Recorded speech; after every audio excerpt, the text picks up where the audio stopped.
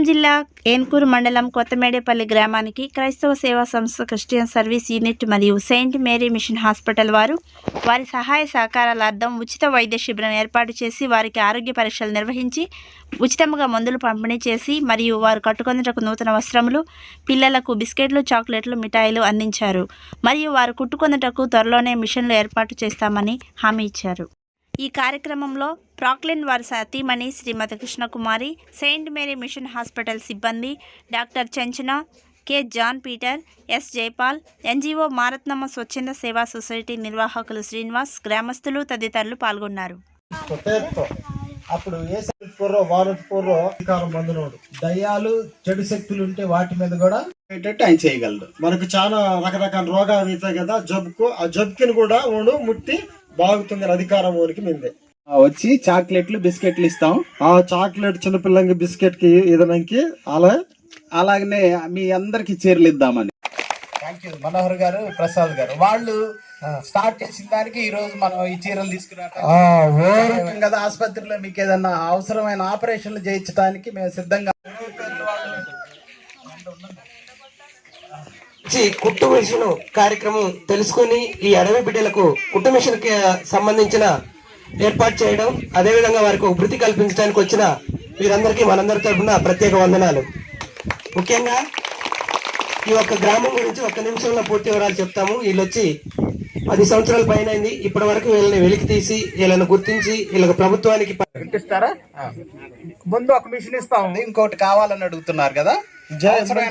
మంచి అయితే బోర్ మంది కదా, ఇంకోటి వాటితో ముందు అవసరం. మీకు అవసరమైన చెప్తాను అయ్య గారు, అవసరమైన మీకు కైకితాముంటే అవసరం ఇస్తారు.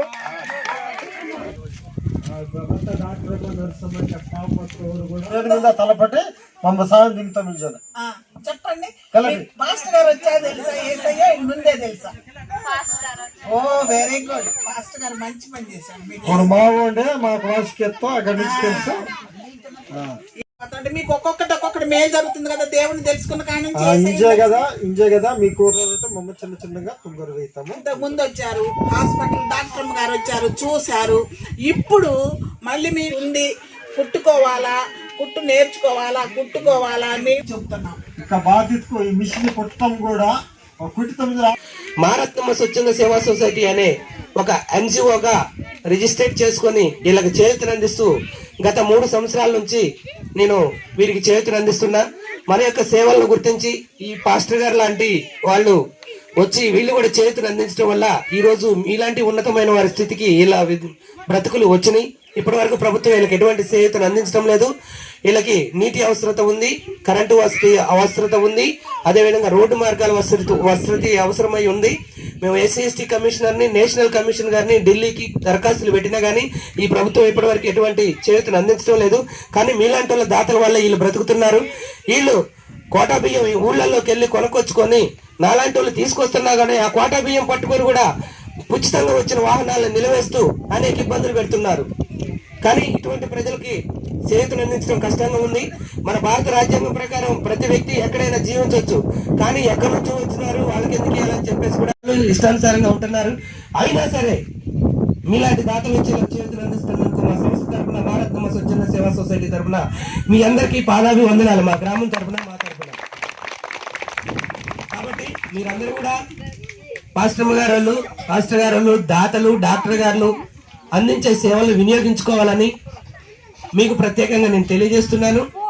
మరి మీ తరపున ఎటువంటి హాస్పిటల్ సమస్యలున్నా, ఆపరేషన్లున్నా ఫ్రీగా చేస్తానని వాగ్దానం చేసినందుకు వారందరూ మన గ్రామం అంతా వాళ్ళకి రుణపడి ఉంటాము.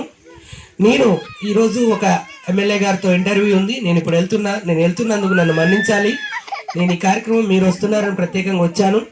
కాబట్టి మీరందరూ వీరికి సరైన స్వాగత సుమాంజలు పలకండి. వెళ్లే వరకు జాగ్రత్తగా